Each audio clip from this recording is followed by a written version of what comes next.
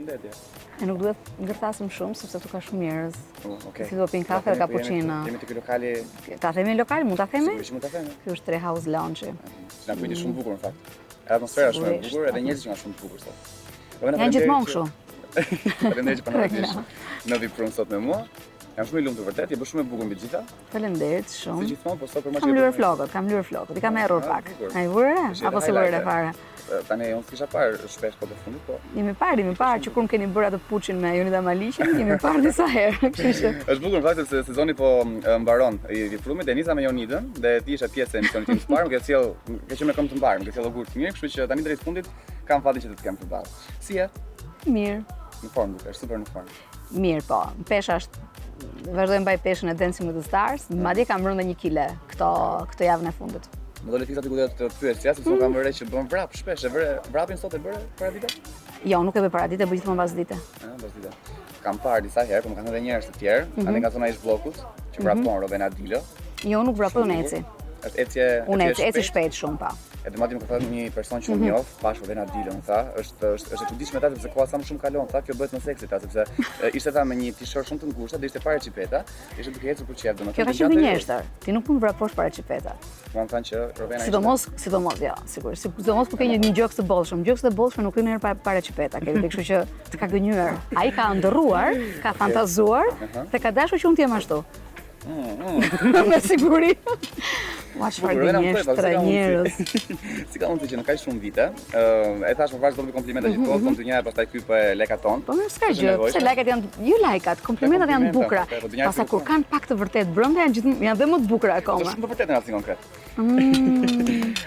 Ka kaq shumë vite që kanë kaluar, unë kam qenë shumë i vogël kur çiko janë televizor atëherë, që në festivalin e fundvitit që ti ke qenë dhe je, shumë e suksesshme. Dhe ke qenë e njëjta dhe mbetesh e njëjta, nuk po them vetëm fizikisht, po edhe në look. Nuk e tentuar ndonjëherë të bësh një ndryshim drastik për shembull në look. Si ka mundësi? Po nuk mendoj se ndryshimi i detajeve apo ndryshime drastike janë pjesë e suksesit. Mua më pëlqen të jem natyrale. Për naturaliteti për mua është bukuria më e madhe. Nëse njeriu arrin të ruajë naturalitetin e tij, aty vazhdimisht i freskët, i shëndetshëm, të shkëlqejnë syt, lëkura, dhe gjithçka tjetër që natyra ja ka falur, nëse ja ka falur.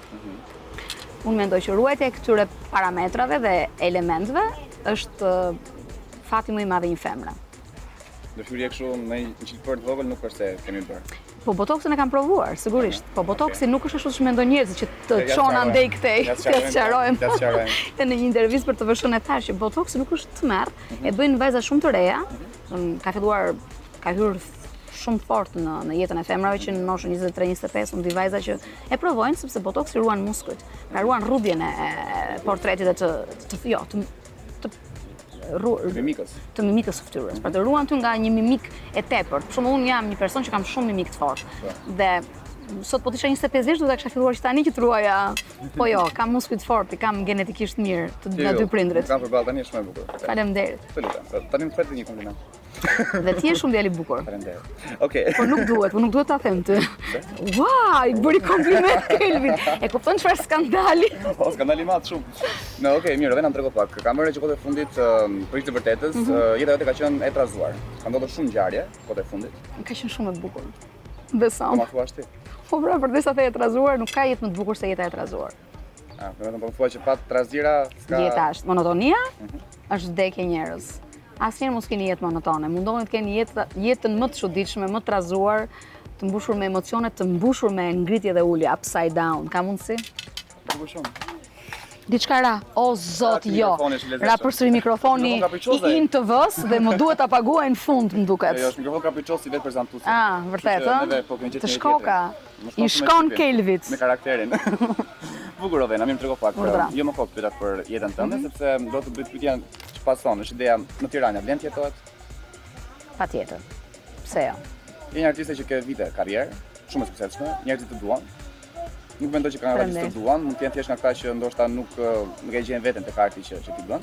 Çështja është që po kështu ndahen njerëzit kategorik, kështu që nuk mund të paragjykoj. Ka shumë sukses që ke patur dhe ka shumë arritje që ke patur në jetën tënde. A mendon se vlerësohesh mjaftueshëm në Shqipëri? A mendon se ke marrë vërtet atë që meriton, qoftë në lifestyle, qoftë në jetën që ti bën?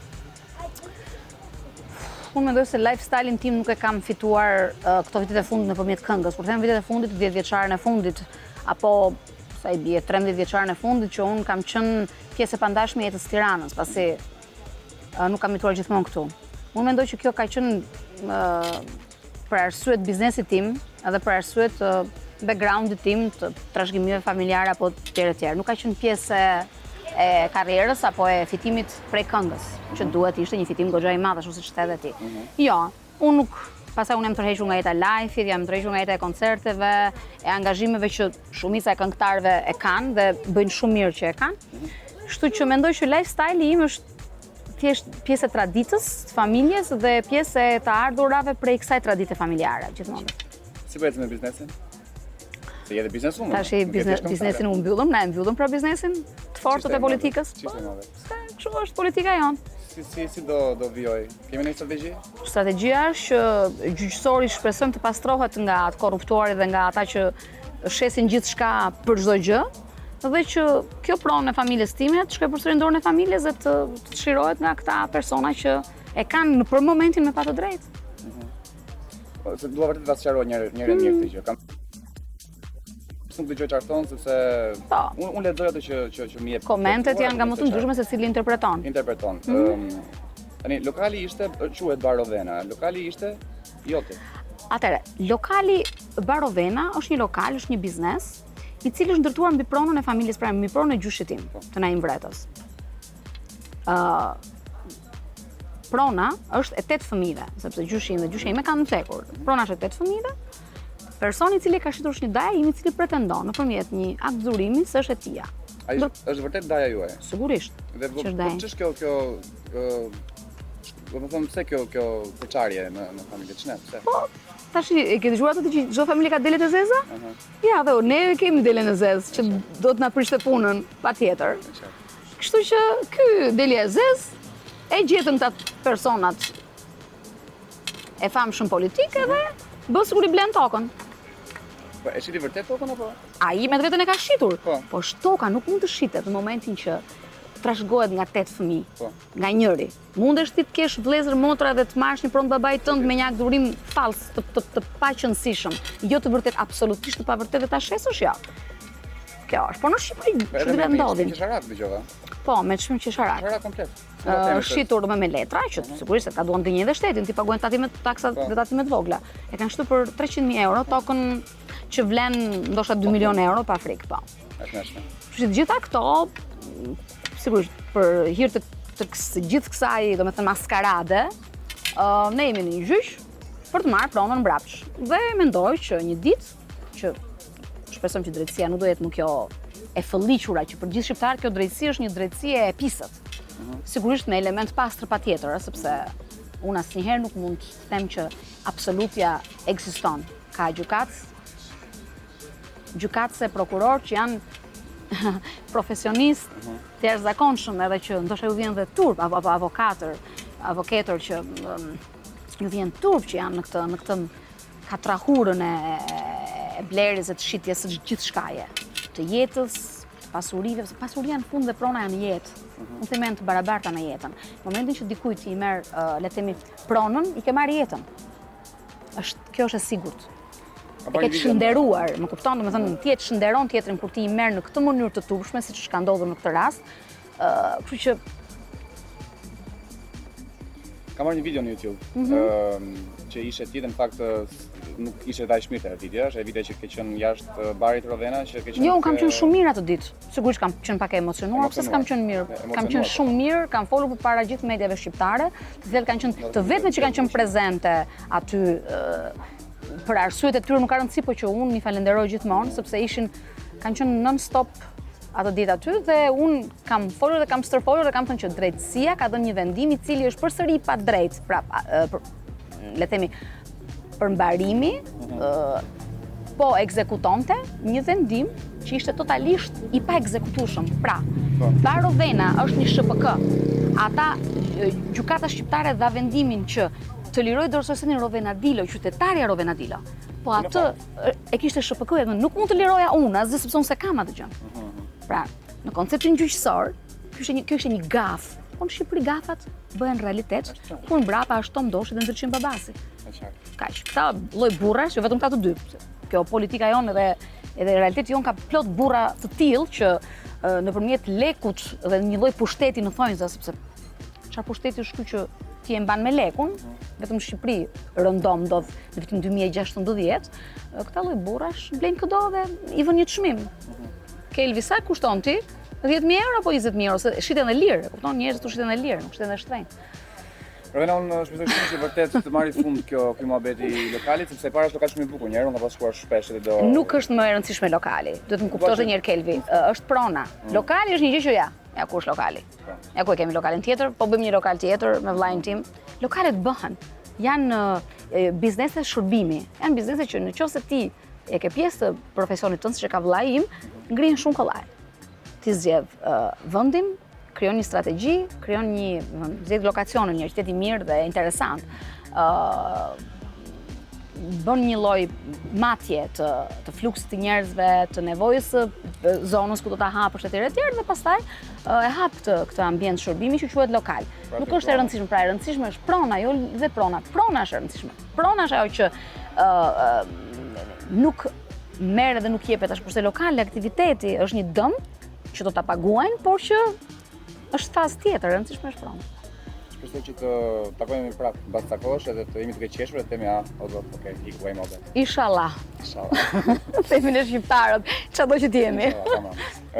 Mirë, më trego pak një tjetër buje e madhe mediatike u bë për faktin që Rovena Dilo divorcohet. Njerëzit divorcohen. Pjesë e jetës. Sigurisht, ishte një lidhje që kishte kohë që zgjaste. Ishte 7 vjet. Është shumë e gjatë. Qofse quhet shumë e gjatë, po, relativisht. S'po të pyes, është shumë personale, po më pyes si u ndjeve pasi ndodhi. Jo, mbarojnë gjërat. Kelvi, do të thonë, gjërat mbarojnë, martesat mbarojnë, marrëdhëniet e mira mbarojnë, nuk është, më ndodh që dhe mbarojnë. Për arsye të ndryshme që nuk sigurisht ndodh që dhe mbarojnë, se. Ndodh që dhe mbarojnë, jo të gjitha mbarojnë. Pastaj ka dhe marrëdhënie që vazhdojnë sforcuara, ka dhe marrëdhënie që vazhdojnë për interes, ka dhe marrëdhënie kompromisi. Unë mendoj që nuk jam njeri kompromisesh, unë jam njeri që i them po lumturisë time, edhe gëzimit tim. Kjo është më e bukur që mendosh. E bëj këtë për Rovenën. Bukur shumë. Çfarë si kam përshtypjen 7 vjet janë goxha, ëh? Pastaj ishte single. Po, është një tani jam si quhet, single, e divorcuar, quhesh. Tani je akoma single? Jam e divorcuar, si ti do Single quhet. Kur si të dashur është single. Okej. Atëherë jam single. Single. Nëse nuk e dija që ishte single, në fakt, sepse kisha dëgjuar fjalë që ta ndej që Rovena Dilo ka një të dashur të ri. Po mirë, nëse njerëzit thonë kështu, atëherë duhet njerëzit të dinë më mirë se unë. Kështu që Mirë, enda kanë qarkulluar fjalë vërtet. Ti ti do. Ma mirë, mua, ja ku më ke, ja, jam këtu me ty. Bukur, mirë. Plot një orë, sa do bëhet intervista, një orë e gjysmë, 2 orë, unë jam vetëm e jotja. Po them rregulla. Jam vetëm e jotja. Kaq me fat janë. Kam gjithmonë faktuar. Po dhe unë me fat që kam i çun kaq bukur përballë. Okej, ndullim kamerën. Shumë deli bukur. Kelvi që ka goca, kujdes, ë. Faleminderit Rovena, shumë. Mirë, më trego pak. Komplimenta në mbyllje, po të pyesum tani, komplimenti më i bukur që ka bërë një mashkull. Ndoshta mund të jetë ishi dashur, jo mund të jetë dikush tjetër. Sigurisht, jo. Shiko, neve personazhet e njohur kemi fatin se për shembull sot një nga fansat e mi më të çmendur te direkti shkruante, unë fus foton në Instagram dhe ai fillon dhe shkruan. Edhe një moment thash, të lutem, kam punë, a do më lësh sot të qet nga bipi sepse telefoni është kërkon bip. Edhe ai tha, po, ama vetëm për sot. Pra komplimentat janë shumë të bukura edhe neve kemi fatin që i marrim në forma të ndryshme. Edhe nga njerëz ndonjëherë që dhe nuk i njohim. Po. Është shumë e bukur, sigurisht. Ndjesi shumë e bukur. Dhe janë sa njerëz ndonjëherë jo të sjellshëm, por janë kaq interesant në mënyrën se si ta thon fjalën e mirë ose komplimentin, saqë ti nuk mund i bllokosh. Nuk i bën dot blok. Ti thua le të jetë aty, jo, po. Ky është një fan sy, ka një vit e gjysmë që shkruan. Edhe unë lë, komunikoj her pas here, dërgoj një buzëqesh, them faleminderit, them ha qesh, sepse çfarë sot, po gjëra shumë të lezetshme. Edhe kështu është mirë kur ton gjëra të bukura, se ka edhe njerëz që ton gjëra të këqija. Kemi pra blok. Të gjithë. I bëjmë një blok edhe bim rahat. Kështu që tonaj bloku ama. Ma shiqyr. Do na flas pak për muzikën. Muzika shqiptare, së fundi. Ha, më pyet, po pyetje të shkurtra, pa. Pa, shëndetin. Të shkurtra fare. Unë kam rënë, domethënë, kënga magjike ka qenë në eventin fundit ku ti ke marrë pjesë. Po. Dy këngë magjike, ne do puthemi e para që një sukses. Shumë e bukur ishte. Shumë e bukur. Ka salla ti po bëhet titull madje. Është çmendur salla për atë këngë, e mbaj mend. Tepër e bukur. Dhe pastaj pata këngën gjeje një tjetër që është po bashkëpunim me Armenin dhe me Aidën. Edhe ajo një këngë interesante. Një alternapot. Jo, pak më dance ka qenë, do puthemi më energji, më me motiv. gjë tjetër ishte pak më alternativ, më Ne prej njëri? jam duke përgatitur një këngë që do jetë goxha është elektronik, po është pak elektronik, rock, Dancing, prap me Tam pak Brown. rebel. Jo, nuk është do jetë sigurisht që do kërcehet, do jetë një ritëm shumë i fortë, po jo në këtë R&B-n apo hip-hopin e shqiptarëve që janë mësuar rëndom, po do jetë pak më elektronik. Do të jetë më electronic rock, diçka e tillë. Edhe teksti është pak shumë do t'ju surprizoj. Jo, nuk është dirty. Është pak rebel, është pak social. Ka lidhje me gjithë përjetimin tim, edhe po do jetë Ku ka bërë tekstin? Sa bukur. Opa. Bukur shumë. Bukur shumë, vjen shumë mirë, me si do pres vërtet. ja po punon Bruno Qerima. Jo më kot të të pres për muzikën shqiptare, më vjen mirë që ka ende njerëz që shkruajnë këngët e tyre, sepse unë të lidhem me këto gjëra merren dhe shoh që jo vetëm që nuk shkruan njëri më tekste, po edhe ata që shkruajnë bëjnë ca tekste që sinqerisht nuk i kuptoj. Ose më saktë as kuptoj, kuptoj se edhe kur i dëgjoj më vrasin veshin. Për shembull, më thuaj të gjë që s'kupton. Tash po themi shumë se është mirë çështja që edhe do të flasin kosovarisht e para. Ja, defekti më i madh, jo, s'ka rëndësi, ata kanë muzikën e tyre, kanë gjuhën e tyre, kupton, kanë dhe shqipen e tyre, le të themi zhargonin e tyre në thonjza. Ajo që mua më ka trondit, në vërtet më ka trondit, është se si gjithë femrat shqiptare, sidomos brezi i ri 90-30-tat, u kthyn me një shpejtësi drite ka këtij zhargonit të ri dhe mendon që ky është, por edhe vajzat suksesshme që, domethënë, unë pak a shumë i adhuroja për risin që sillnin në muzikë, u bën në thonjza kosovare dhe ishte shumë e rëndë për mua. Për mua ka qenë shumë e rëndë. Edhe kur po bënim tekstin me Brunon, një moment unë them një fjalë bën ose e thash jo, do ta them tiranse, do them bëjmë. Tha po, të lutem. Jo, thash ishte vetëm një fjalë, o thash do ta them tiranse. Bëjmë. Ai tha Bruno, ke shumë të drejtë, sepse nuk doja që ta thosha bëjmë. Sepse ishte e tillë atmosfera që nuk më thosha bëjmë, e kupton, thash bëjmë. Jo, bëjmë qëndron. Bëjmë, po thash, jemi në Tiranë. Po kupton, hajde mangat për shembull, unë them edhe tjerë. Tali. Mirë, më trego pak, sipas mendimit tënd. Urdha. Shumë profesional. Artisti më i mirë shqiptar kush është? Nuk është mirë të thuash artisti më i mirë, se beson. Më dëgjon, nuk ka artist më të mirë. Mund dali sot dikush mund të bëj një këngë, po them, fus kotë, një kompozitor Impiro Çako, dhe të jetë një sukses i verës. I bie që ai tjetë artisti më i mirë. Koha sjell goxha element të ri që janë për momentin artist suksesshëm, por nuk mund thuhet artisti më i mirë, sepse këtu ti cënon pastaj vlerën e dikujt. Mund të themi kush është i suksesshëm ose kush nuk është i suksesshëm ose kush është në momentin e tij, por artisti më i mirë është një fjalë shumë e madhe, edhe është një përgjegjësi shumë e madhe që unë të nxjerr nga goja, unë nuk e lejoj dot vetes, artisti më i mirë. Artisti i mirë është një artist që rri gjatë, mban gjatë, që ka një profil të mirë, që ka këmbë të fortë në tokë, që ruan cilësi, ruan vlera, edukon, jo vetëm argëton, po krijon dhe një lloj edukate tek masa. Pra sjell dhe diçka që njerëzit ta ndjejnë dhe ta mbajnë mend edhe pas 10 vjetëve. Pra ky është artisti i mirë dhe nuk mund të them artisti më i mirë. Në bashkëpunim për shembull, atë do të pyesja unë do të bëj një bashkëpunim. Ka ndonjëherë që të vjen në mendje kështu tak direkt. Unë ta ka bërë bam me një artist këtë fundit. Po, më ka bërë që vjet, parë kur vje. Më ka bërë ai Michaeli, shumë atë Siena Ma, çuni nga Kosova, po Mikey. Okej, Mikey, më fal Mikey. Ajo Siena Ma ka qenë për mua një ajo ka qenë një hit shumë i madh për mua dhe unë them që ajo është një frymëzim i madh, pavarësisht se ai nuk ka për ta bërë kurrë atë lloj suksesi, pavarësisht se ka bërë një këngë tjetër, ajo më duket që e kam dëgjuar. Po nuk nuk vjen Siena Ma. Do doja për shkakun të kisha një këngë me Mikein, Siena Ma, patjetër. Ose jena Ma. Ose do jena gjithmonë, që është fjalë shumë e madhe, po kur je në dashuri e thuat, do jemi gjithmonë. Po kjo është e rëndësishme, të për momentin ndihesh mirë. Ashtu është. Prandaj thuhen për gjithmonë kur je në dashuri dhe pas e mbaroj për fat keq. Më trego pak. Tekna magjike këtë vit do kemi kënaqësinë të çofim. Jo, unë kisha shumë dëshirë festivalin kombëtar, por nuk është se kam ndonjë plan, ishte dëshirë. Duke parë skenën e Eurovisionit që po rritet dita ditë dhe po bëhet skena më e bukur e muzikës botërore, sigurisht ty të kap një lloj dëshire dhe një lloj ti nostalgon, sepse unë Eurovisionin e ndjek që shumë e vogël dhe unë e di se si është rritur Eurovisioni dhe si është bërë kjo skena jashtëzakonshme që nuk ka competition më, nuk ka më, Po, unë jam i sigurt se ti do digje kontratë Do kisha shumë dëshirë të kisha një këngë të mirë dhe të merrja pjesë, pse jo ta përfaqësoja Shqipërinë. Po kjo është një dëshirë. A ke besim ti tek katanët këtu? Atëherë kur unë kam kënduar në 2008 në Rrëfimi ishte një këngë që do shkonte me shumë sukses në Eurovision, ata më zorën nga nata e fundit nga Afrika. Kështu e kam thënë atëherë në një intervistë për Klanin, për Klan, revistën Klan. Se kështu quhet. Hyri fjala Rrëfimi nga Aida Baraku, që quhet kënga Rrëfimi, ajo futi Rrëfimi doli pastaj thotë rrëfet filani, rrëfet Adini që ka piknisën nga ajo. Rovena dilo rrëfet nga. Edhe kështu që ajo ishte një zhgënjim i shëmtut. Pra të nxjerrin këngën që u duat, këngën që ktheu publiku, të vetmen këngë që ka kthy publiku, ta nxjerrin nga nata e fundit, kjo vetëm në Shqipëri mund të ndodhi. Vetëm në Shqipëri mund të ndodhi. Vetëm, gjithsesi ti prapë. Edhe Rovena Dilan. Prapë ke dëshirën që të jesh pjesë e kësaj gjëje. Po unë, shiko, në fund fare ti del për publikun. Ti nuk e ke idenë se çfarë mrekulli është kur ti shikon që dikush të këndon një këngë. Që dikush të këndon me ty një këngë tënde. Nuk ka, është sensacioni më i bukur, është emocioni më i mirë, është ajo për cilën ja vlen çdo gjë. E ti të Rovena sepse Eurovision e kanë ndjekur shumë ndërkohë, sigurisht të paktën që ne kemi filluar të marrim. Patjetër, me siguri. Festivali fundit kanë nxjerr Anjeta Shahini, kanë nxjerr Luiz Dellin, kanë nxjerr Kesi Tolan, të tre këta që tash janë nga Efet. Apo s'ka këngëtar Shqipëria. Ka çuar Vjona Pasha më pëlqen vërtet Sezonja.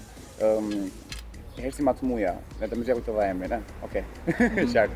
Ka qenë Federik Ndoci, artisti mirë, po kënga ishte, domethënë nuk pati atë sukses që po se çfarë. Gjithmonë neve, a thua se nuk kemi artist, domethënë çon gjithmonë këto. Okej, Elhajda Dani do të shkonte në Eurovision që bëhet e famshme, se sa i kishim këtu te Vërdall nuk e ngaskonte njëri. Edhe e mësuar që çojnë në Eurovision sepse fitoi ato, po si në Itali domethënë, mos e kishte fituar do të shkuar se Elhajda, po çon si ka. Domethënë janë ca gjëra që atëherë, domethënë festivali i vitit. Jo, absolutisht. Unë nuk thash që besoj do marr pjesë. Unë thash një dëshirë ime është një këngë shumë e mirë që është shumë e vështirë të vi. Kujdes. Unë thash që do marr pjesë. Unë thash të kisha shumë dëshirë që të ndodhte një mrekulli. Po mrekullit të ndodhin. Pra të vi një këngë e mirë në dorën time apo në veshët e mi, dhe kjo këngë e mirë të konkurrojë në festival kombëtar, që është shumë e vështirë, nëse nuk je pjesë e programacionit të festivalit kombëtar, fitosh. Se ti ju e dini që në shtator merret dhe kush do fitoj. Kështu është bërë, ka një 5-6 vjet që ne dim në shtator se kush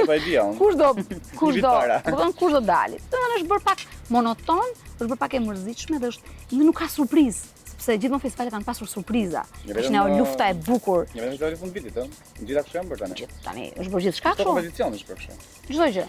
I kam pas. Ka të për veten. Rovena Dina në një. Për veten do flasësh apo për mua? Flit pa. Për veten tas.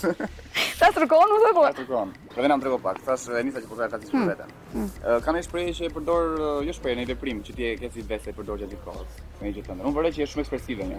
Shumë ekspresive. Tepër ekspresive. Po prandaj nuk më jep pra. Është dominante domethënë që të bën që të shikosh, okay, të ul aty. Po, s'është vetëm nga eksperiencë, janë sytë e mi që të bëjnë të më shikosh. Nuk ka lidhje vetëm me duart apo me. Është qartë. Po ne shari që përdor shumë shpesh ka. Shaj shumë keq. Jo. Unë pra e kam nervin sigurisht. Unë të bëj rrezil po të dua. Të bëj që thon për ujë të ftohtë. Sepse unë mendoj që gjua është arma ime më e fortë.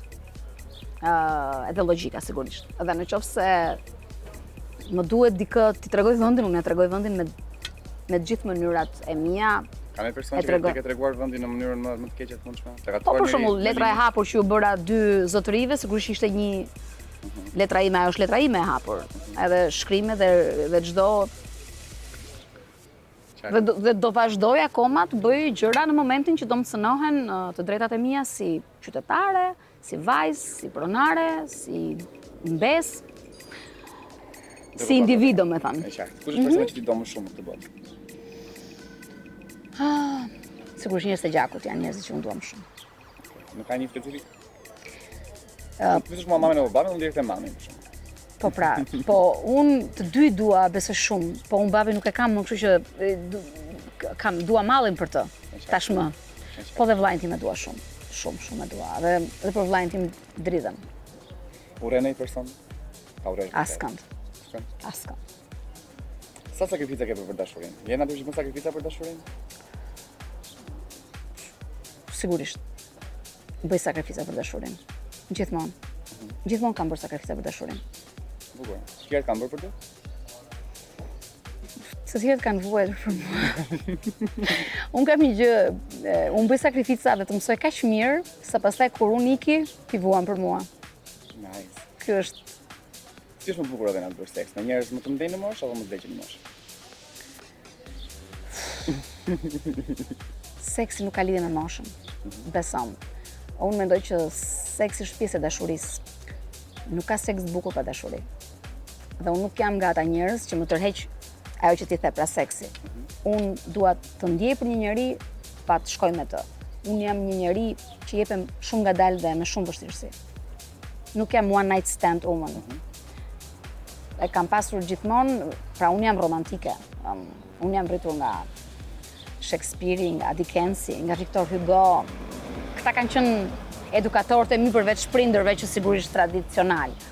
Por në tradicional në dashurin, në termin ose në...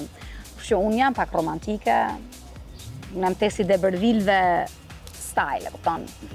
Kështu që nuk mendoj se unë shikoj seksi në vetvete. Unë mendoj që nëse ti nuk do, ti s'mund bësh seks të bukur. Për fat keq. Lumsi ata që mendojnë ndryshe. Sigurisht, lumsi ata. Ti kërcen dhe bukur shumë. Po prej tregova. Kërcen vërtet shumë bukur dhe ke parë të këngën këngë. Ç'është kënga ajo po? Bë hit i madh. Po kush di me këtë mirë bën dhe sene tjera mirë, ka thënë, kjo Lamorina. Po pra kështu thon. Sepse kam Ti kërcen shumë bukur. Po sa dhe duhet pyesësh mua për këtë. Okej. Për këtë pyetën partnerët apo jo? Ti si bën? Ku bëhet? Duhet pyesësh partnerët. Po, që njerëzit që e dinë aftësinë e vet. Ka njerëz që po, jam i mirë në këtë punë, jo, s'jam i mirë. Ja, unë jam... Unë kërcej mirë këtë. Unë jam një njeri, unë mendoj që jam një femër e dashur. Nuk jam e ftohtë, nuk jam e ëmbël. Tashi, të tjerat pastaj. Ke frikë nga plakja Rovena? Nuk është se kam frikë nga plakja. Unë nga plakja ti mendon që kur plakesh shumë gjëra shumë të mira që i ke pasur deri momentit që nuk je plakur. Pra ti humb vëmendjen, do humbësh bukurinë, do humbësh le të themi tek vëmendja dhe dashuria e seksit të kundërt apo dhe e seksit të njëjtë që të duan dhe për sytë e bukur, për lëkurën e mirë, për buzën e plotë. Kur ti plakesh, mendoj që humbet këto lloj cilësish që me cilat ti je mësuar dhe që janë shumë joshse për çdo njeri, për çdo femër. Bukur. Okej, do të bëj një lojë të vogël tash. Lojë thënë që do të them emra. Janë 4 çifte meshkujsh, 4 çifte femrash. E do më thuash një, domethënë, si më thën, Flori apo Ledri. E do thitesh një nga këta personazhet që ti thjesht të pëlqen më tepër. Atëherë, Flori apo Ledri? Asnjëri as tjetri. Me që po flasim për ti gjithmonë flet për shihen time apo jo? Ndaj me, okay. Alban Skënderi apo Gito Ari? Akoma jo. Noziku apo Majki? Po Majki më pëlqen sepse më pëlqen mënyra se si këndon, kështu që i bie që do ta zgjedh. Do të Majki. Getinho apo Kozmen? Këta janë futbollistë apo jo? Një sekond, më fal, se po bëmi jo. Jo, vishë shumë bukur kjo. O të merr. Ja repera. Okej, nuk. Repera, more. Nuk i njoh, më fal. Bukur. Është shumë keq, po nuk i njoh. Enca apo Era? I strefi. Era. Tepër e mirë Era. Më pëlqen Era. Era është nga vetë që më pëlqen. Është vërtet shumë mirë. Samantha Karavella apo Ornella Hayati? Ornella. Elvana Ronela, jo Ornella. Është Ronela Hayati, po pra Ronela, sepse Elvana Gjata apo Dafina Zeqiri?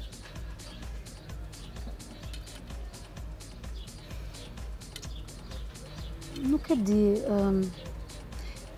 Ti po thua si pamje apo si këngëtare? Generalist, këngëtare, domethënë kush ti jep impakt, thua që unë do zgjedh këtë. Nuk e di, në këtë rast. Nuk e vëm këto përballë që nuk. Okej. Jonida Maliqi apo Eranda Lidovova? Të dyja. Nice gjova. Mi ke apo? Po, domethënë s'mund t'i ndaj shoqet. Bukur shumë. Okej, meshkujt. Si janë më të mirë? Shqiptar apo kosovar? Janë shqiptarë të Shqipërisë apo shqiptarë të Kosovës? Mua më pëlqen shqiptarët e Shqipërisë gjithmonë, sepse unë e lidh me gjuhën, thash edhe një herë. Edhe ka diçka në vështrimin e shqiptarëve të Shqipërisë që definitivisht kur është. Edhe na vjen një pyetje, që unë me shumë turp do ta bëj tani. Unë do ta bëj. Kaq mbarove ti me kaqe? Ke shpenë Po mbarove? është pyetja e fundit që Ha, kam ma bëj. vetë shumë fani. Aha. Se kam bërë gjithë ftuarve, e kam bërë këtu nga fundi. Është një pyetje që unë ja bëj shpesh njerëzve, që edhe tek vendi ku unë punoj, edhe miqve të mi, që jam i sigurt për përgjigjen, por disa e pranojnë, disa nuk e pranojnë. Tani thuaj, me sinqeritet. Ti e bën çiçi në dush? Jo. Nuk mendoj. Unë dush është shumë gjatë. Unë dush futem për t'u larë, nuk futem për përgjigj. Për fatin tënd të keq. Desh mësuar me çfarë me përgjigje. Po duhet punë meshkuj që më duket. Duhet meshkuj ta bëj. Meshkujt shumë. Meshkujt e bëjnë shumë. Kam përshtypjen, prandaj e bën këtë pyetje.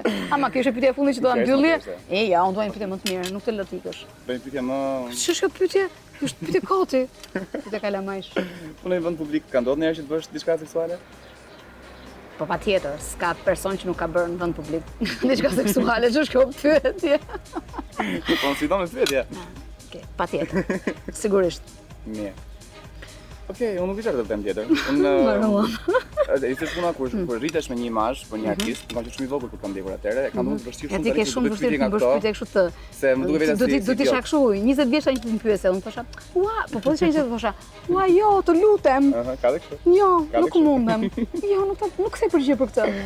Rojna, shumë faleminderit që ishe me mua sot. Edhe unë falenderoj. Je shumë